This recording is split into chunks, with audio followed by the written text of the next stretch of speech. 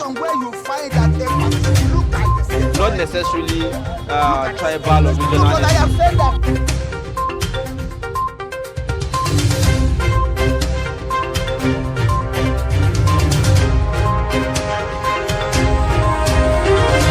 Staying with us. And now let's take a look at the dailies on Daybreak, talking about the stories on the front pages of our newspapers, beginning with the Daily Trust newspaper. Now, the lead story there talks about anxiety as court decides on APC convention today. It has the writers that says Buni meets Bello, says decisions in his absence valid. Drama over secretary subcommittee list. And then you see other stories there that says Nigeria's debt stock rose to 39.5 trillion naira in December, and that's according to the Debt Management Office, hours after handing over EFCC naps ex-Anambra Governor Obiano at Lagos Airport. And then you have, beside the pictorial, 156,000 Nigerians die of tuberculosis every year. 2023. Forum buys 40 million naira PDP presidential form for Atiku.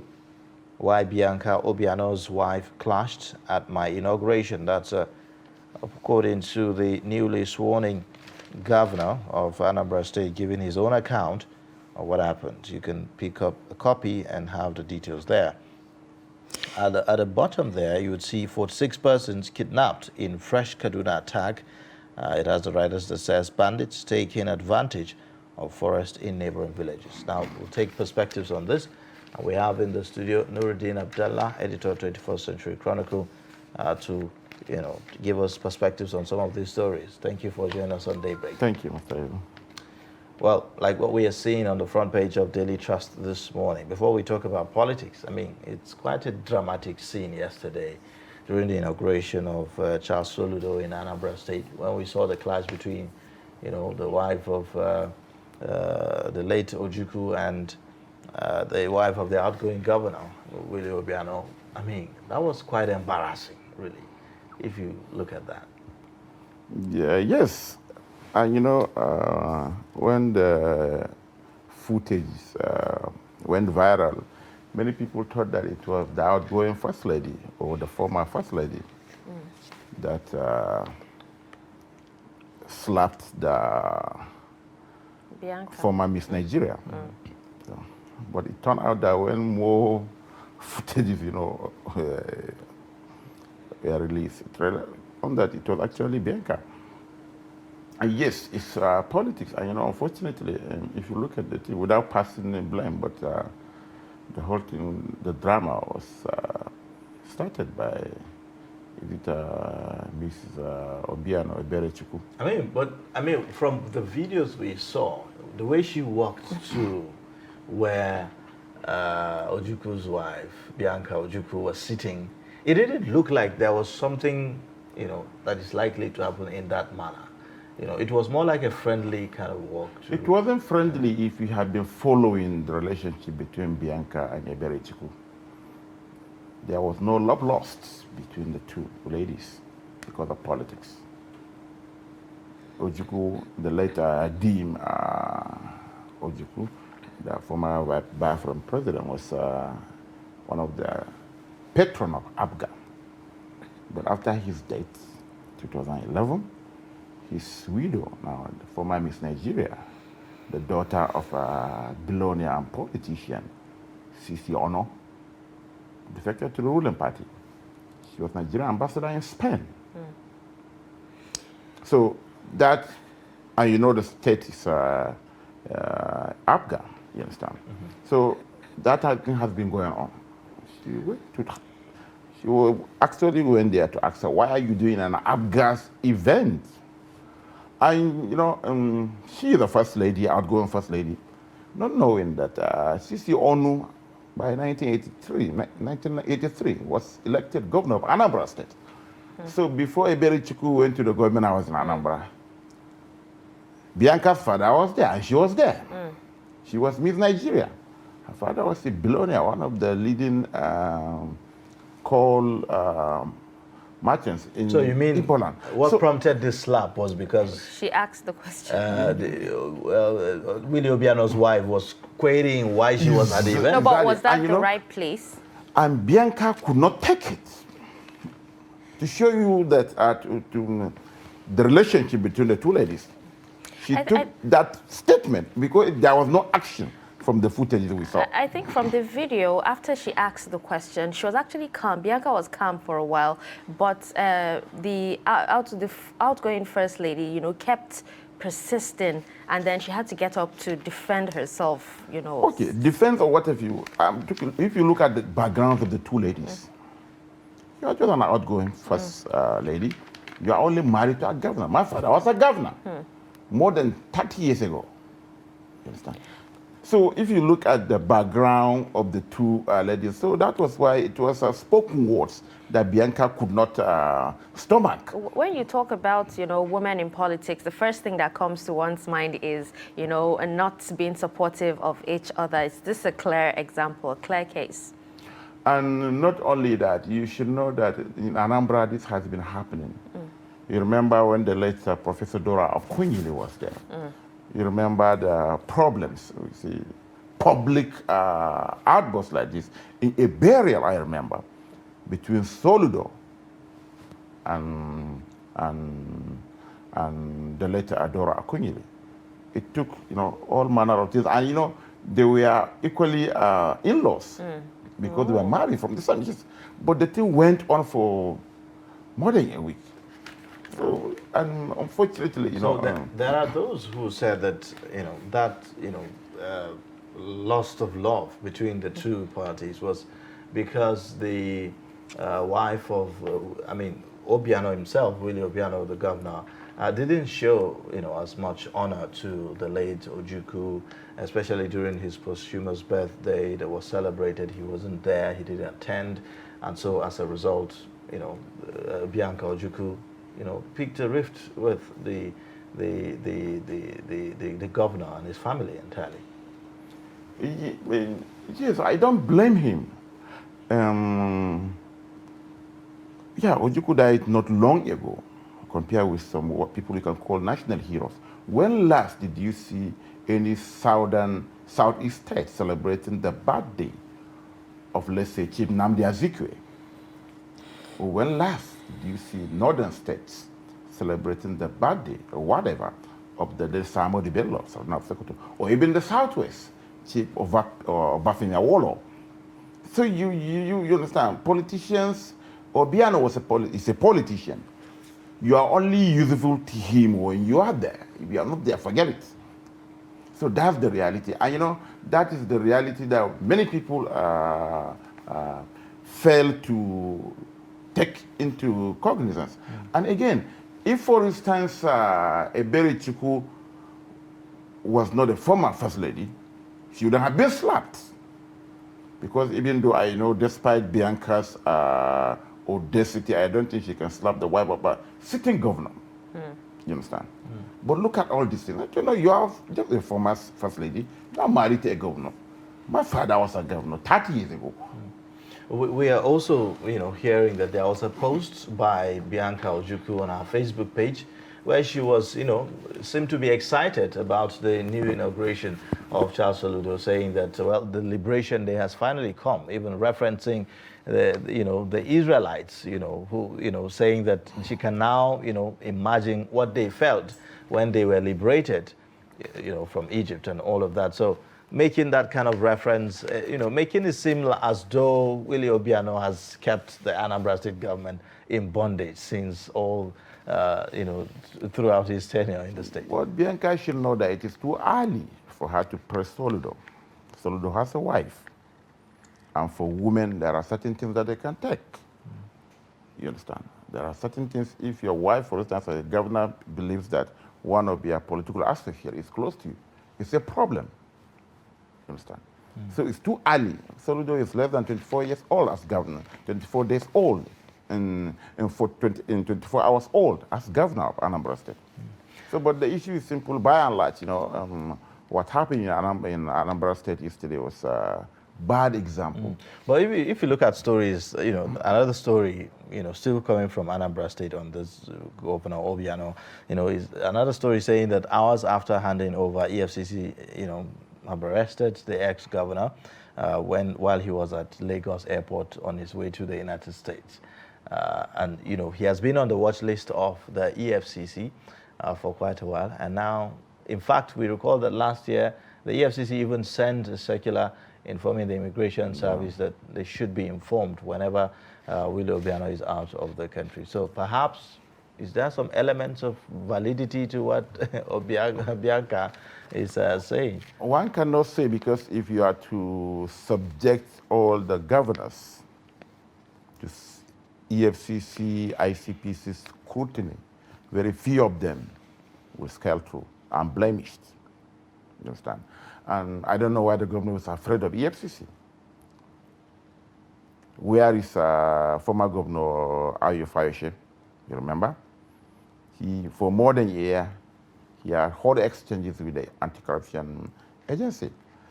When he left the government, he didn't try to cross the border. He took his bag with even a welcome to EFCC t-shirt with lawyers, and he was in Abuja here. Or was it Lagos?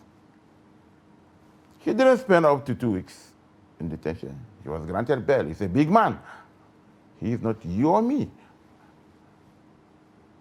What left did you even hear the case? So the case will continue maybe in the next 10 years when he find himself in, when there is a government he's at home with. The matter will be... That sounds quite pessimistic, 10 years. No, but wait, Timire Silva, the current Minister of State for Petroleum Resources, what happened? EFCC confiscated properties, more than 200 properties from him, more than 15 years later. Of course, but I mean, when there are investigations ongoing and then investigations are unable to prove anything. No, you can't say unable to prove everything. We have a former governor, Senator Goje, 2 times governor of Gombe State. What happened? He was indicted by the anti-corruption agency. There was a ruling against him by a federal high court. He appealed to the Court of Appeal in Jos. On the eve of 2019 election, what happened? There was political bargain. And what we had was, he went to the villa, he met the president. And in the villa, there was a story that the presidency is withdrawing those charges against, anti-corruption charges against him. And the next day, lo and behold, the Office of the Attorney General and Minister of Justice presented a no-leak prosecution. The federal government is no longer interested in the case. And he's a free man.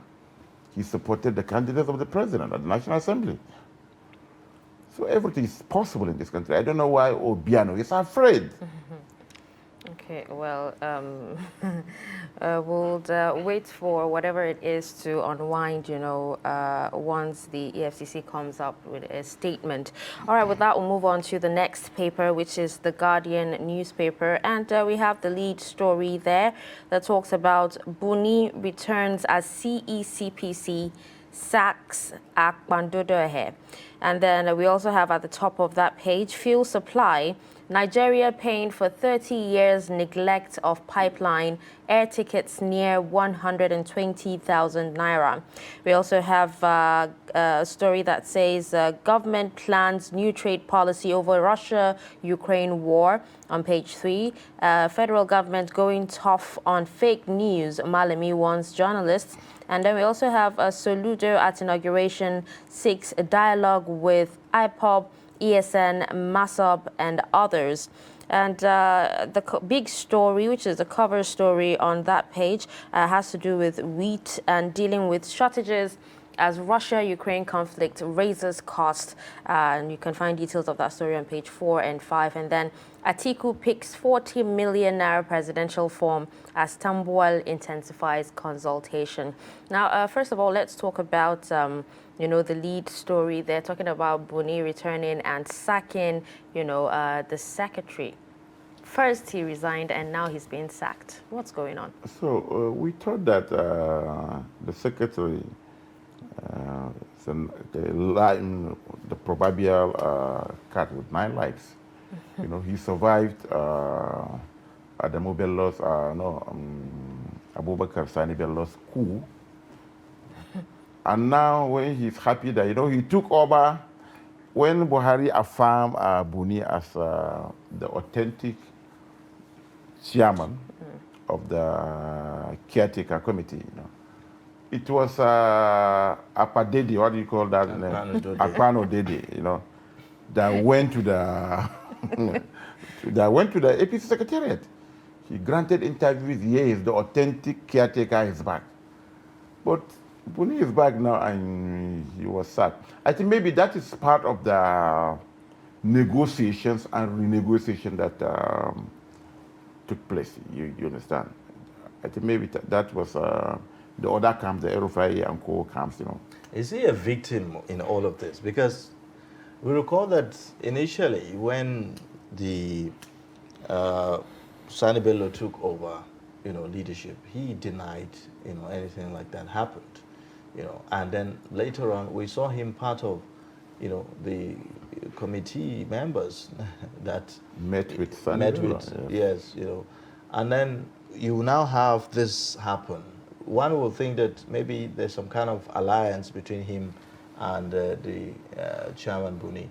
So what exactly is going on that we do not understand? I think not really, because you remember before the coup that took place a fortnight ago, there were lists, particularly that zoning list.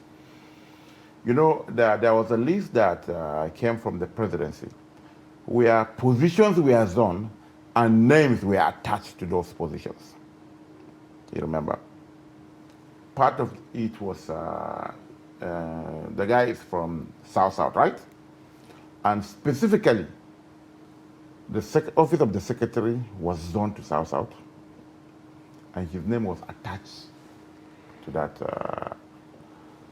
If you look at the, it was the same list that you'll have former Senate President, Ken Namani, who was coming in as Vice Deputy Chairman, South, with former lawmaker Farouk Adamu Ali from Jigawa coming as Deputy Chairman, North, and so on and so forth. But that list was countered by another list, because they believe that some president's men drafted that list without the consultation of some of the governors. You understand? So, in fact, that zoning arrangement was what triggered the entire thing. And that was even what foiled the accusation against Maimala Buni, that he was trying to, first and foremost, he will not even allow convention to take place. He will take the party down to the primaries so that he will manipulate his way and emerge as the vice chairman, as the vice presidential candidate, if eventually the ticket goes to the South. So these are some of the issues. So, after the meeting in London with President Buhari, who is on medical vacation, they iron out all these things. And you have to do some concessions. And like you say, and Senator Akpano Dede, has to give way. You understand? Maybe he offended the other side so much. He said, "Oh, yes, Buni comes back, but you can't come back with your secretary." Something has to give. Something has to. It's sort of a win-win situation. All right, wait. There's another story of interest here. Still staying, still talking about politics. Atiku picks up 40 million naira presidential form as Tambuwal intensifies consultation. That's according to the Guardian. But the Daily Trust, has it in a different way. They said that a forum buys 40 million naira PDP presidential form for Atiku. So which do we believe now? Is it a forum No, I that's think buying? that was or what he we saw himself? yesterday. A forum of businessmen from the Northeast, to be specific. They so much love Atiku. They so much believe that he is the Messiah that Nigeria is waiting. He will take us from Israel to Jordan. Here we go again. I mean, when you talk about messiahs, I mean, we've been through this before. So, Because if not, why should some group of businessmen from the Northeast, the state devastated by insurgency, if they have taken those 40 million, maybe to Yobe and Borno, to some IDP camps, you understand? Or even where Atiku comes from, Adamawa, he would have been have a better use. It's a we don't know now who will buy the ticket for Tambuwal. Maybe some beggars or pensioners in Sokoto will do it. And it has been the tradition of our politicians. They always bring something new. So the man doesn't even have 40 million. Remember the president here, when he picked the form, President Buhari, he said that he doesn't even know if his pension is enough. The other time he said he had to borrow money to buy the nomination form. They are just playing with the psyche of Nigerians. okay. Well, that's quite interesting. Another one on The Guardian this morning talks about government plans new trade policy over Russia-Ukraine war. A lot of countries are already taking decisions to protect their economy. As a result of this, the impact of this Russia-Ukraine war, we are just considering we are making plans. Are there things that we should be doing? There are those who have said, look, there's no exporting, right now, and it has to do with the Russia-Ukraine crisis. In fact, I think it was Dangote or one of the big names in business that was advising the federal government to, ban the exporting of the maize or one of the cereals. So, is that what we should be considering right now? We have to join the bandwagon. Yes.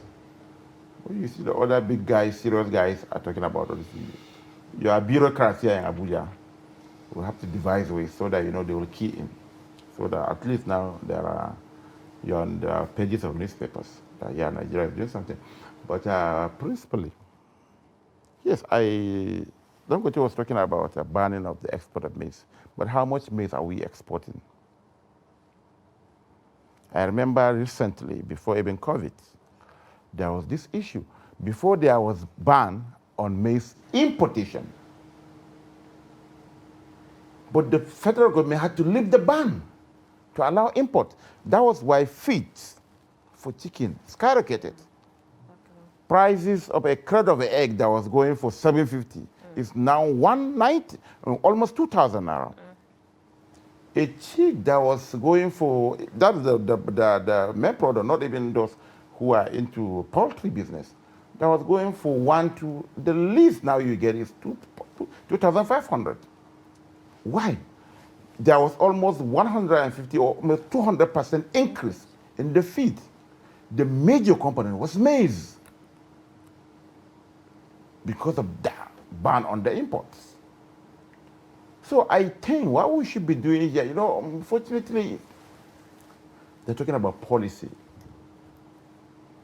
Look at the other sectors. What is happening to our oil and gas industry? The extractive sector itself.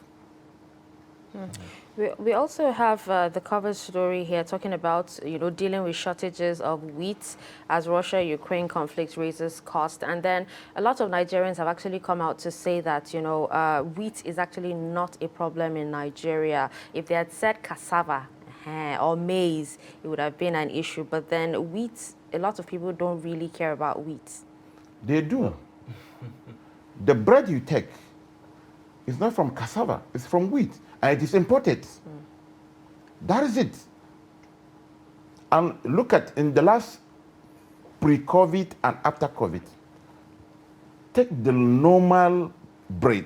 What is the cost? A loaf of bread that sells for 400, 350 is now 700.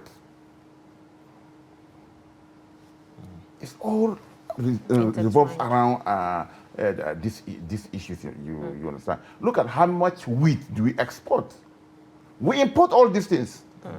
I mean, from what we even have as data, Nigeria produces just about 1% of the total consumption of our wheat. So the rest of it is imported. So. Don't forget, apart from the bakery sector, we have breweries, we have feed. All of them was importing maize when they came to Kaduna. You understand? And that was why, look, if you take eggs, for instance, from 750, 800 now to 1819. All right, now let's take a look at another paper, the Punch newspaper this morning. Quite a number of stories here. The lead story talks about Nigeria borrowed 6.64 trillion naira, serviced debt with 2.93 trillion naira in 2021, and that's according to the DMO.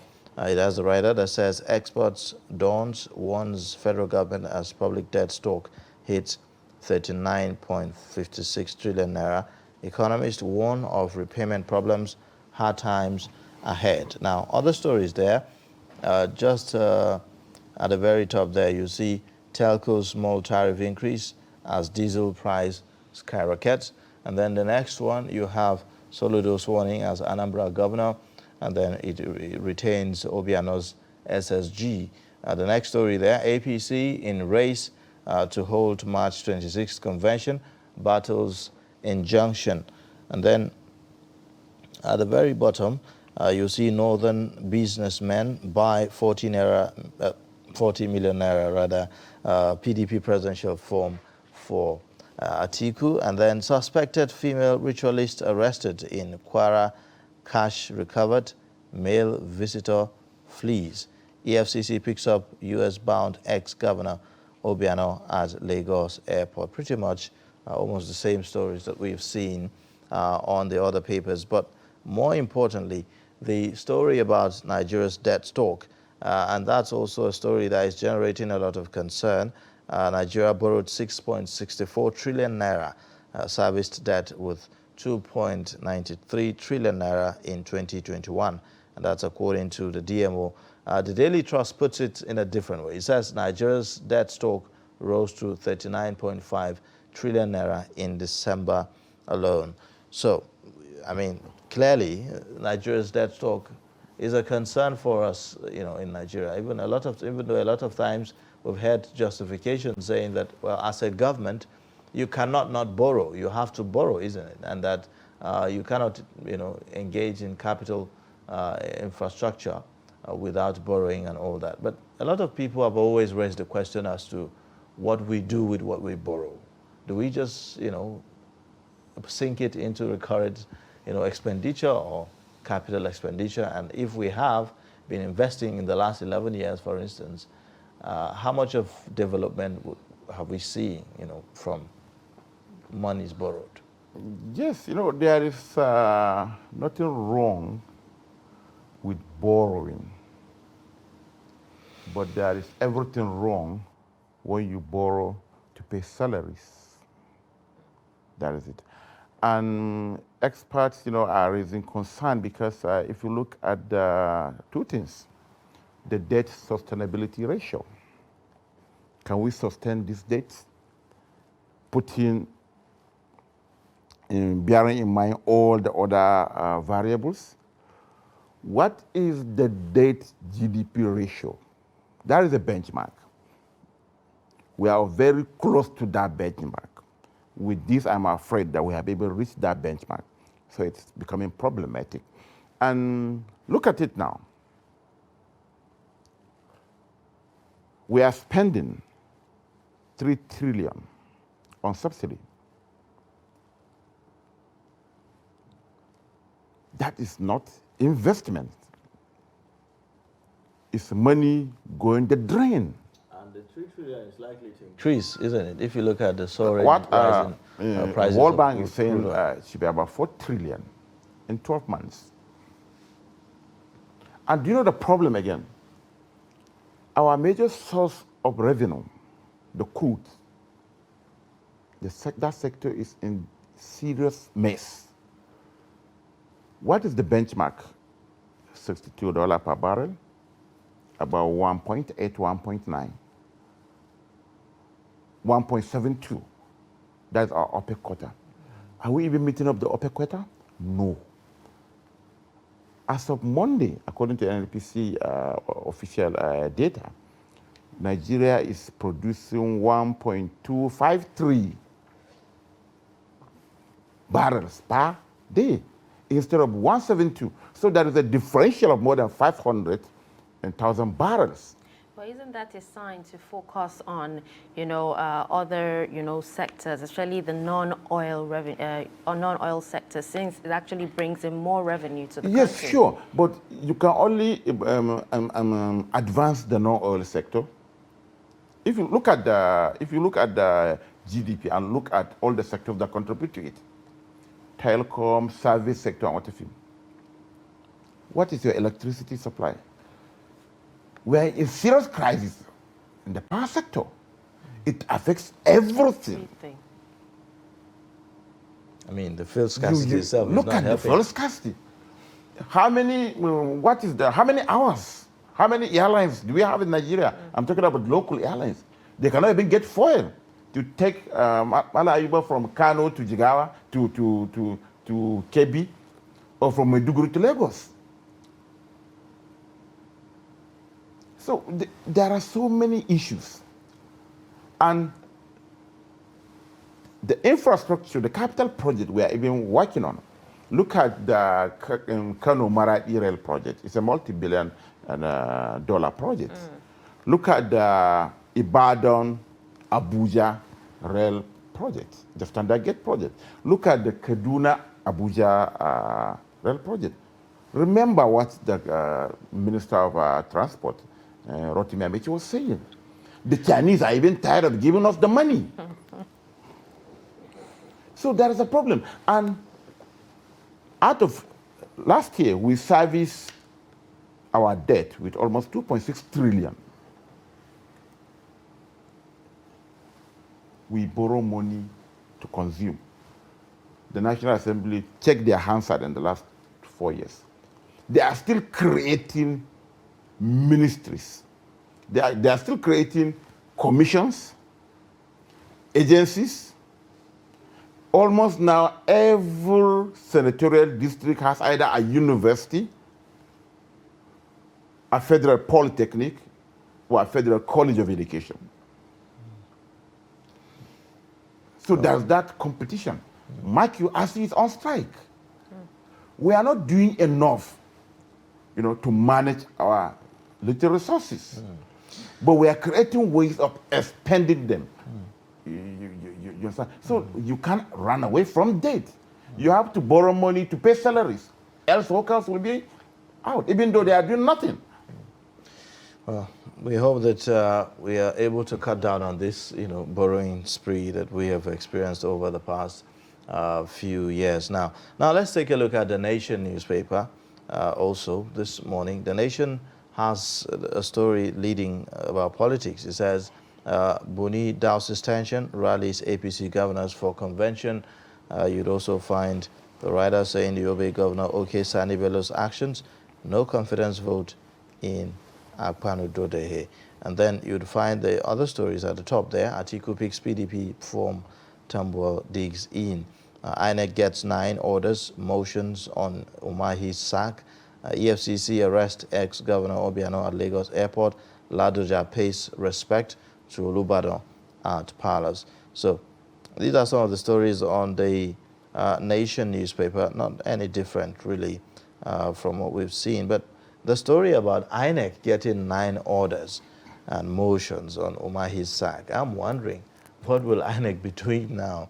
They are to act next week. But in these 9 orders, I'm imagining there are probably conflicting orders, and so INEC seem to be in the mix right now. Yes, in situations like this, if you look at from past incidents, why you will wonder why it's taking INEC that long to act. INEC has what they call, is it amicus curiae, if I am right. You know, they have some senior lawyers, a committee of senior lawyers, maybe retired senior justices, that they meet and look at this issue and advise INEC accordingly.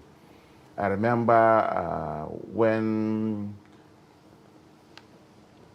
Governor Abubakar Audu, when Alhaji Abubakar Audu died, when he was about to win the Kogi election, remember, was it 2006 or so, 2016 or so, there was that lacuna. He has been declared as winner, and the man is dead, and his deputy, the damn Faleki, inherited his vote. And I had to sit, remember, professors of law, senior advocate of Nigeria, retired Supreme Court justices, and what they made, and they advised INEC. That was how the person that came second in the primaries that produced Audu as APC candidate was picked. That was how Yahya Bello became the governor of Kogi State. So I think INEC is doing the same thing on this. You understand? Already there is a court order. Even though Umahi went to court, desperately looking for order of stay of execution so that he shouldn't leave. And he was granted 7 days so far. You understand? So I think that's what INEC will do, because the order from the face value of it, you know, contradicts the Constitution, because a governor can only be removed through 4 ways in the Constitution: resignation, death, incapacitation, or impeachment. But now this. But if you read the 64-page judgment of Justice Inya and Ekpo, you know, it is explicit. People vote for political parties, not individuals. Imagine if, for instance, in 2019, if Umahi were the APC candidate, would he have garnered those votes? No. So there are 2 options. One, INEC now should do one of 2 things. Umahi will go, according to the judgment. Either INEC conducts a fresh election. If now, look at it now, let's say INEC take the second option and conduct a fresh election maybe in the next 30 days. Will Umahi win under APC? No. Exactly. That is it. No, because he betrays people, just like the Zamfara governor did. He only became a governor because he was a candidate fielded by PDP. He got less than 150,000 votes. His opponent got more than 400,000. So, but the crisis that rocked the APC, the votes were transferred to the second. So you're saying the votes actually belong to the party? That is the position of most senior lawyers. Okay. Now, let Umahi contest as APC candidate in Ebonyi and see whether people of Ebonyi will vote for him under this party. Okay. That is it. Well, I mean, where do we now put the issue of, you know, people voting for individuals instead of parties? How do we promote that? Isn't that, you know, critical to us, you know, as a democracy? No. We don't have independent candidates yet. That is why if you look at the ballot, you see political parties, not names of candidates. People vote for political parties. And that is why it is a political party, even based on the Electoral Act, that will field a candidate. There are Supreme Court judgments, pronouncement on this. You remember? Okay. Well, whatever the case is, I think INEC is expected to make pronouncement on Ebonyi by next week, sure. so we'll just have to wait and see. Now, still, there's this particular story on the Nation newspaper. You know, we talked about Nigeria borrowing a certain amount of money and also servicing debts with 2.3 trillion naira. There's this story on the Nation that says Nigeria raised $1.25 billion through Euro bonds. Yes. Don't forget, our budget was about 12.something trillion, right? When the subsidy, the provision for subsidy was about 450 billion naira. Now, with the passage and the sanction of the PIA by the president, and with the attendant problems, because it's an election year, the APC is afraid that if it removes subsidy, people will go on the street and the party will be massively voted out at the end of the day. The president postponed the doomsday by 18 months. You understand? Now, as a result of that, he has to look for money. You have to go every available money, Euro bond, local bond, Chinese, what have you, to raise 2.5 trillion. You will pay for subsidy this year. You know, there are actually rumors that, the marketers are unhappy with, the alleged subsidy removal in 18 months, and that's why we have this whole issue, about fuel scarcity. Even especially in the aviation sector. I don't know, because NNPC is the sole importer of the fuel. Nobody is paying any marketer subsidy money. Maybe they are working for NNPC. And that was why, there were blame games. It was MRAs, it was Owando, it was this and what have you. No marketer received money directly for importation of refined product, you understand? So NNPC is the sole importer.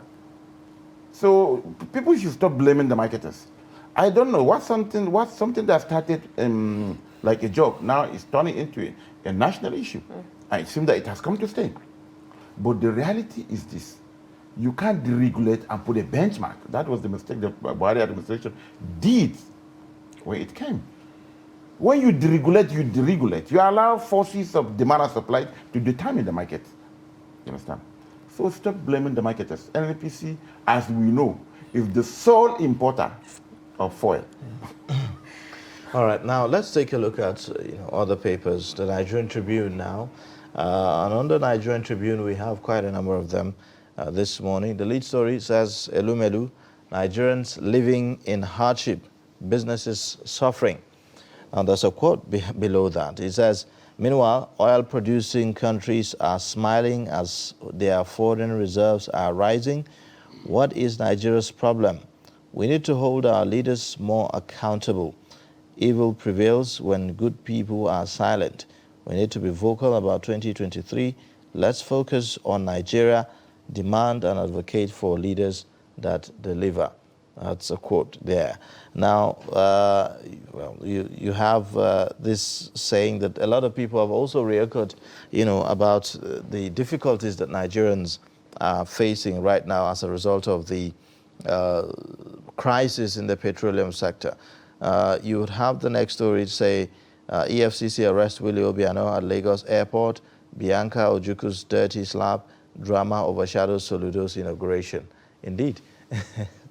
Because a lot of people are not talking about the inauguration itself and the promises that the man, or the things that the man is bringing to the table, but rather about the drama that happened. Who knows? Maybe it's a distraction. But anyway, let's just keep that. I hope he was not arrested too. All right. Well, the next story there, another one beside the pictorial, says, protest in Ibadan as police shoot core member. Bandits kidnap 46 in Kaduna. Agony of the average Nigerian, you see that on page 2. Nigeria's debt stock hits 556 trillion naira. Other stories, local stock market goes bearish as investors lose 6.05 billion naira. Russia-Ukraine war, FG to issue new policy on trade. And, other stories. At the top, 2023, Atiku picks PDP presidential nomination form with the rider. Tambuwal meets party state chairman. How invasion of Justice Odili's residence was planned, executed, according to NBA report. Well, we've seen most of the stories on other papers as well.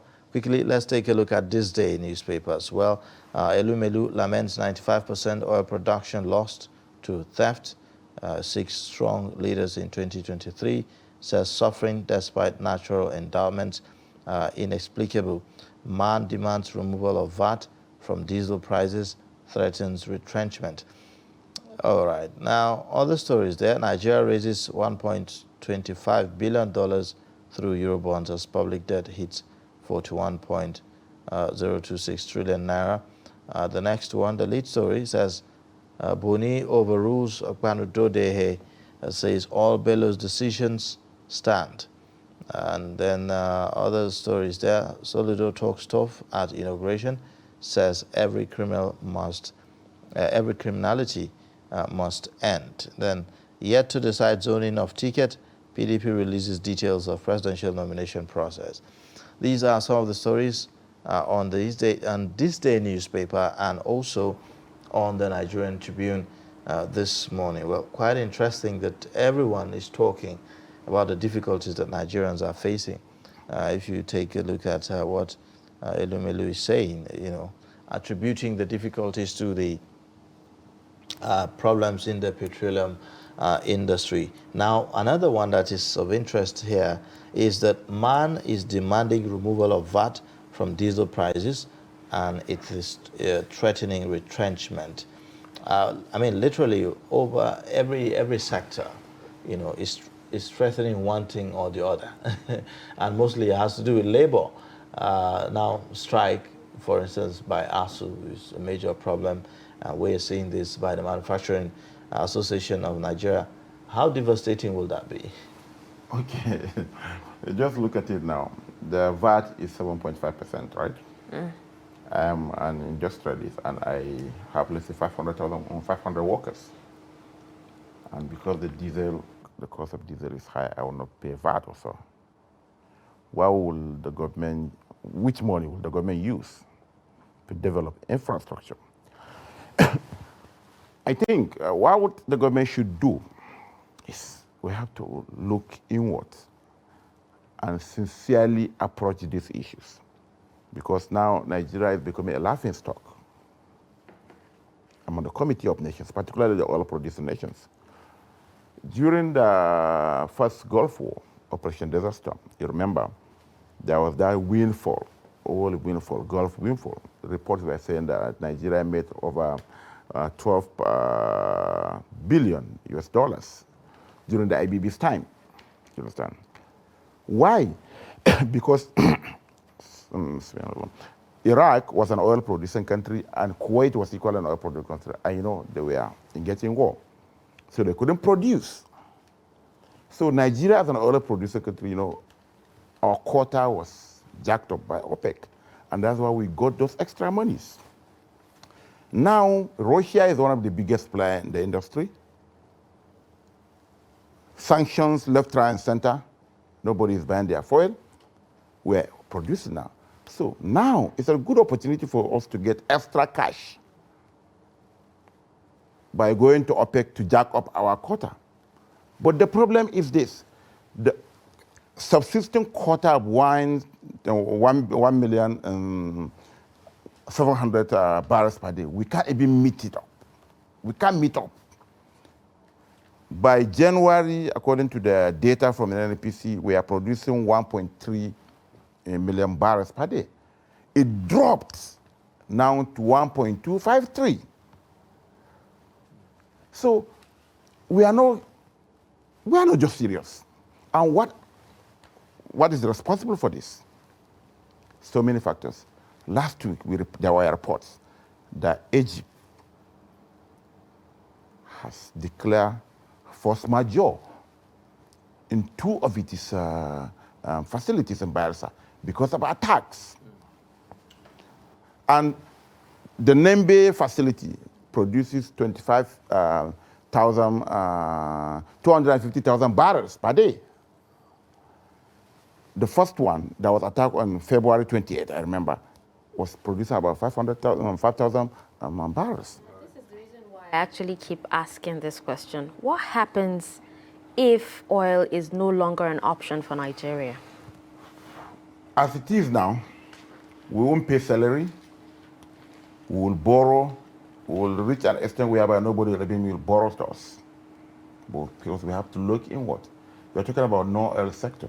We're talking about agriculture, for instance. Agriculture contributes highest to the GDP. But we are practically practicing subsistence agriculture. How much of agriculture is mechanized? Now, just before we go, talking about boosting the non-oil sector, we have another factor that is endemic, for our local manufacturers, which is the issue of smuggling. And I cited this story on Daily Trust newspaper, where the Nigerian Customs is raising alarm, that Chinese, are now involved with smuggling in Nigeria. They are now doing the smuggling themselves, smuggling in goods into the country. And I'm wondering about the implication of that on our local manufacturing, since we're trying to boost local production. How many of those Chinese involved were caught, prosecuted, and jailed? That is what the customs should tell us. How many of them? It is the problem with Nigerian officials, they raise alarm. You are not there to raise alarm. The president was apologizing. Mr. President, we didn't elect you to be apologizing to us. Solve the problem. How many of those Chinese, they are just nationalizing, they are just, it is not just name calling, apportioning blame to China. Is it the Chinese problem that we cannot secure our border? If a Chinese, American, whatever is involved, get him arrested. Let him face the full wrath of the law. It will serve as an example. Then we ask the question of capacity, whether we can actually secure our borders. Can we? Have we demonstrated enough Why to be able not? to do so? Why not? Chinese border is secured. US border is secured. They are bigger than Nigeria in terms of landmass. So if we want to secure the country, we can secure the country. If we are not ready, we are not ready. We are just joking. We are good in apportioning blame, raising an official of government who has been saddled with the responsibility of protecting the border is now raising alarm that Chinese are into smuggling. How many of them have you arrested, have you prosecuted and jailed?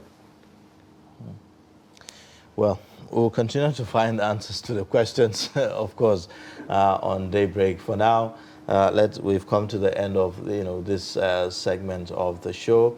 We thank you for coming on Daybreak this morning. My pleasure. Yeah, we've been speaking with Nuruddin Abdullah. He's the editor, 21st Century Chronicle, one of our regulars here on the program. And trust me, his perspectives are always very, very, very thought-provoking. And we do appreciate that. Now, we'll be taking a short breather, and then when we come back, we'll take a look at other issues on the program. Please stay with us. But in a situation where you find that they must look like the same. Not necessarily tribal or regional. But I have said that